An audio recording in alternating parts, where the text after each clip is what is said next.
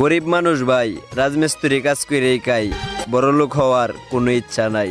তো আমার মতো রাজমিস্ত্রি ভাই বেড়াদার যারা ভিডিওটা পাইলে কমেন্ট আর কপি লিঙ্ক করবা উড়াদুরা। দুঃখের সীমা নাই।